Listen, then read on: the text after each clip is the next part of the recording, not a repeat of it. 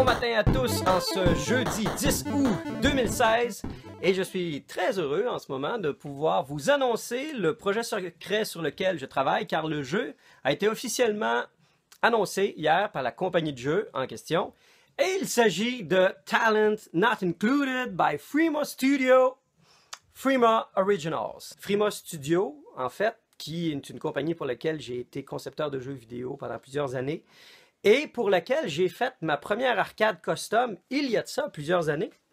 Et d'ailleurs, ça me tentait de vous montrer un petit peu quelques images. Alors, ce que vous voyez ici, c'est en fait l'arcade qui allait devenir la Space Shooter Arcade. Alors, originalement, c'était une arcade de Space Invaders qui avait été convertie en Prehistoric Isle 2. Le résultat final ressemblait à pas mal ça. Et j'étais quand même assez fier à l'époque parce que oui, j'étais beaucoup dans les arcades et les machines à boules, mais c'était la première fois que j'avais eu l'opportunité de faire un travail de A à Z, c'est-à-dire autant en fait compte toute la reconstruction de la machine que la finition visuelle. À l'époque, par exemple, j'avais pas fait le montage graphique en tant que tel. Puis on était quand même une bonne équipe, il y a du monde qui avait travaillé beaucoup là, sur justement, évidemment, tout le montage du jeu. C'est pour moi qui avait fait le jeu. Et dans ce cas-ci, c'est toujours pas moi qui ai fait le jeu. Je fais en fait la coquille qui va promouvoir ce jeu-là. Et je suis content de dire que c'est pour l'occasion. Ce que vous voyez là, c'est la charte du montage Photoshop. Le visuel est présentement en impression et j'ai très hâte d'avoir l'occasion de pouvoir l'appliquer sur la machine. Alors je suis très content d'avoir à nouveau l'occasion de faire affaire avec Frima Studio pour la réalisation d'une deuxième machine d'arcade personnalisée. Et sans plus tarder, je vous invite à regarder en fait la deuxième partie de la restauration de la machine. La machine est complètement dénudée ou encore gutted si on peut permettre l'expression anglophone. Alors, j'ai enlevé l'écran, la coin door, tout le système électrique qui était à l'arrière. Et puis j'ai réussi en fin de compte à sauvegarder quelques pièces. Donc voici un système électrique, ça c'est très pratique quand on veut être capable de tester des bords d'arcade. C'est la base que vous avez besoin. L'électricité passe par ici, le line filter. Normalement, il y a la switch qui vient après ça, vient se connecter sur le power supply. L'isolation transformer pour alimenter l'écran. Bref, je vais me garder ce petit plateau-là parce qu'il est bien fait. Et puis, j'ai pu récupérer l'ancien haut-parleur qui a reçu un petit peu de peinture quand la machine a été peinturée grise à l'époque. Bon petit speaker d'arcade, franchement, l'aimant, il est quand même assez gros, donc le son, il y a de quoi qui sort. Évidemment, nous, on a quelque chose de beaucoup plus puissant que ça. Et puis, bon, conserver la petite manette, les petits boutons. Alors, allez, spin around, turn around. Parce que ce que je veux vous montrer, évidemment, mon cauchemar, comme à chaque fois que je m'attaque à une machine, c'est le panneau de contrôle. Et le bordel. C'est encore une fois le parfait exemple qu'une arcade a vraiment beaucoup de vies multiples pendant son parcours sur un plancher d'arcade. Alors celle-ci ne fait pas exception. Donc à l'origine, je vous dis que ça a été une Robocop. Ça a été, quand je la suis procurée, c'était une Miss Pac-Man, mais entre les deux, il s'en est passé du chemin. Parce que la Miss Pac-Man, la personne avait carrément remis un Masonite par-dessus. C'est pas vraiment trop cassé la tête pour mettre la manette puis les boutons. Et moi, je peux pas me permettre ça. Alors, il va falloir encore une fois que je fasse beaucoup de petites pirouettes, c'est-à-dire voir qu'est-ce que je peux conserver comme trou, s'il y en a que je peux. Ici, le trou, il semble intéressant pour être capable de mettre une première manette. Mais pour mettre les trois autres boutons, ça me fait pas beaucoup de support. Super! Ça fait que une fois que je vais avoir établi exactement où est-ce que je mets les trous, évidemment, ceux-là, je vais... Et puis, j'ai les trous serrés, eux autres. Je pense que c'est ben trop tête. Je serais même pas capable de mettre piton 1 et 2 là. Parce que regardez si... Je vais m'amuser là. Ah mon Dieu, ça peut. Ça va être tête. Parce que ce que j'avais peur, c'était le fun à mon doigt devant l'écran.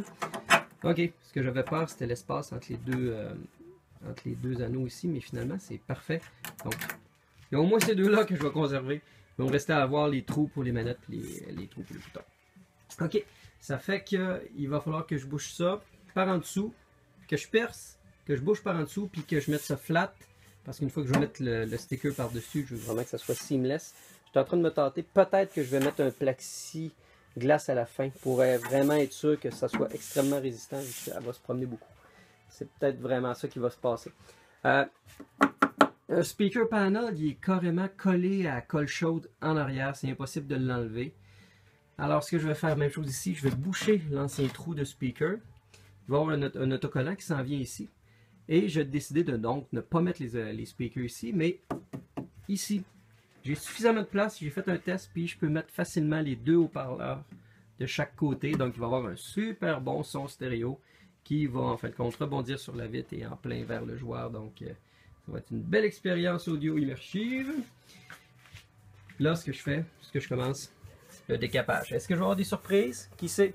Alors voilà, ça fait qu'on s'attaque, on décape le gris. Le décapage est presque terminé. En fait, le devant est fait, les deux côtés sont faits. Il me resterait en fait cette section-là, le panneau du speaker. Je vais voir là si vraiment j'ai besoin de complètement le décaper ou un simple bon ponçage et un primer va être suffisant. Je voulais surtout le faire pour chaque côté parce que vu qu'il va y avoir des autocollants pleine grandeur dessus, je veux vraiment que ça soit impeccablement lisse.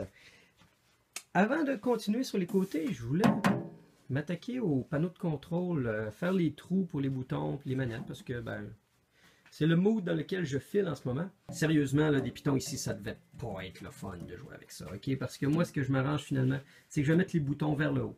Tout simplement parce que ça va être vraiment pratique de pouvoir appuyer sa paume sur le panneau de contrôle pour jouer. Au lieu d'avoir une paume en suspension, moi, je préfère être où ce que le joueur peut se reposer la main et jouer à son aise. Même chose un peu pour la manette qui va être au centre ici. Et je me suis assuré d'avoir quand même, d'être capable de m'accoter le plus possible avec la manette vers la gauche pour que les deux joueurs qui vont jouer côte à côte ne se jouent pas trop de l'épaule. C'est sûr que ça va être un peu le cas, mais c'était le cas de toutes les machines de joueurs de cette époque. Il va y avoir de la franche camaraderie, mais je me range quand même pour que chacun ait sa petite zone de confort. La même chose ici, les boutons vont être arrangés ici. Je suis capable de préserver un trou. C'est con, hein? Mais je me suis arrangé pour que j'ai un trou ici que je n'aurai pas besoin de creuser. Il va y en avoir un là, la manette ici.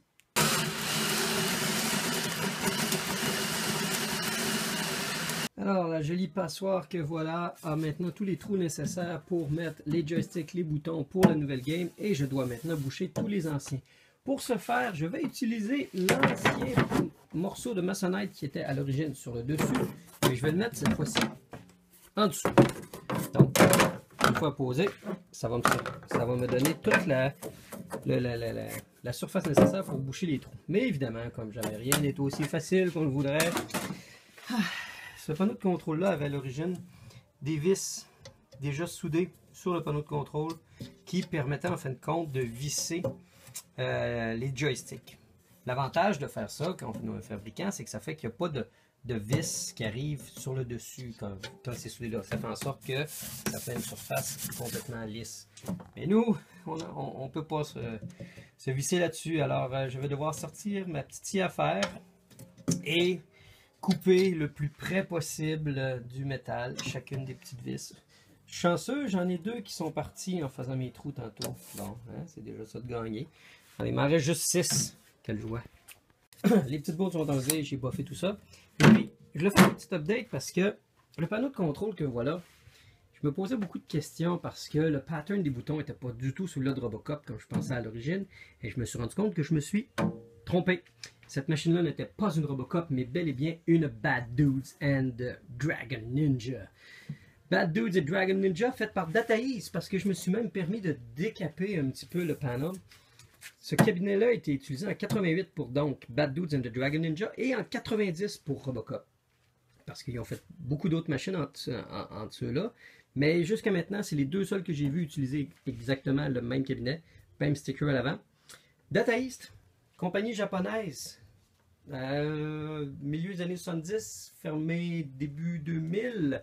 Ils ont fait beaucoup de classiques, donc Bad Dudes et Dragon Ninja. Entre autres, c'est un jeu qui est en compétition contre Double Dragon. C'est plus un side-scroller, c'est pas vraiment une espèce de vue fausse isométrie où ce que Double Dragon, les personnages se promènent un peu en diagonale sur le panneau. C'est vraiment Dragon Ninja ça se promène side-scroller, ça peut monter d'un étage, ça ressemble beaucoup à des jeux comme Shinobi. Tu vois que c'était vraiment précurseur aussi de Robocop qui utilise exactement le même système. On y voit aussi Karnov, Karnov qui était la mascotte de Data East, qu'on retrouve à plusieurs personnages. Mark Karnov qui est un russe en bedaine, bedonnant, avec une grosse moustache chauve et qui crache du feu. Voilà. Alors, Data East qui ont fait aussi des très bonnes machines à boules, qui n'utilisaient pas nécessairement toujours les pièces de meilleure qualité, mais qui ont fait des très bonnes machines à boules comme la Guns N' Roses, comme la Star Wars, comme la Jurassic Park, name it. Ils en ont fait beaucoup. Ils ont même été un des plus gros constructeurs de pinball des années 90. Alors voilà, c'était ma séquence historique. Je trouve que j'en fais pas assez souvent jusqu'à maintenant dans mes histoires. Alors, je suis content de parler de Data East parce que pour ma part, j'ai beaucoup de games d'arcade que j'ai vraiment aimé.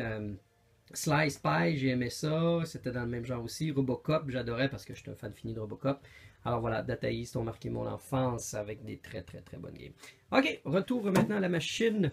Ce que je vais devoir faire, même si je me suis amusé à décaper ça, il va falloir que je pèle l'ancien panneau de contrôle parce que je veux vraiment mettre ça sur le métal, parce que je veux pas recoller un sticker sur un sticker qui a été repeint, ça soit pas propre. Je veux vraiment que ça soit impec. Alors, c'est une job plate, mais il faut bien que quelqu'un la fasse. C'est moi! Bon, les choses avancent petit à petit. J'ai fait une petite job de poté à une coupe de place où il y a des trous. Et puis, je viens de finir d'appliquer les pièces qui vont boucher tous les trous pour que je puisse avoir du support pour mettre de la potée de l'autre côté. Donc, j'ai pris de l'époxy et collé des petits morceaux de plexiglas pour les deux trous ici. Et ici, j'ai pris carrément l'ancien Masonite et j'ai mis de la colle contact. Ça m'a obligé à partir mon fan parce que ça sent pas la petite fraîcheur lavande de lessive du printemps en ce moment là. Ça sent très fort. Alors, vous voyez, les deux trous ici maintenant. Hop, il y a un petit coulis d'époxy que j'ai sur le doigt. Ah, ça va passer avec du petit Windex. Non, il faut bien me laver. Et puis on voit ici en fait contre tous les trous que là, je suis maintenant. Ici c'est pas grave parce que je vais repercer pour mettre les pitons Player 1, Player 2. Il y a une manette qui va là, 3 boutons ici. Alors maintenant c'est pas mal moins...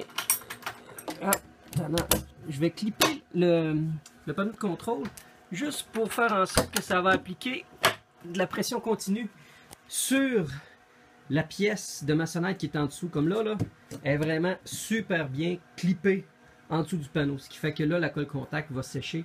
Puis ça va vraiment donner beaucoup de support. Et ça fait en sorte aussi que je vais pouvoir percer facilement tous les trous pour les boutons, le panneau. J'aurais pas peur qu'il décolle de la façon qu'il est clippé. Bon, je me fais pas à croire qu'avec une seule couche, tout va être réglé. C'est sûr que je vais en mettre 2, puis peut-être 3, puis peut-être 4, parce que je veux vraiment que ça soit parfaitement lisse. Alors voilà, ça fait que je vais mettre plusieurs couches. J'en ai mis une grosse couche de plastic wood pour l'instant. Avec le séchage, ça va rapetisser, ça va craquer. C'est pas grave, je vais en remettre 2, 3, 4 s'il faut. Je veux vraiment que ça soit lisse comme une carrosserie de voiture. Alors maintenant, on perce les trous.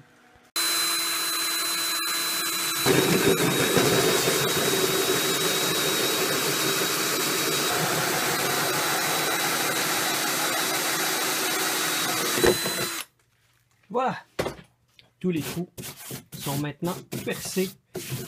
Je vais sortir ma ponceuse à bras. Je vais faire ça avec ma ponceuse électrique tantôt. Je suis juste content de voir où est-ce que ça s'en va.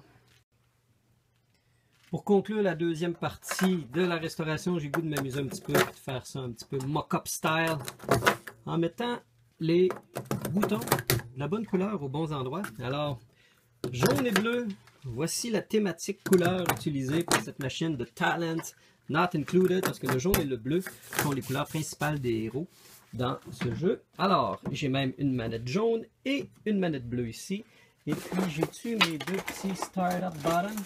Sans oublier les Start 1 and 2 Player Button. Ah, que c'est le fun à voir. Ah, que j'aime ça. Oui. Restez à l'écoute pour la partie numéro 3 de la restauration de la Talent Not Included.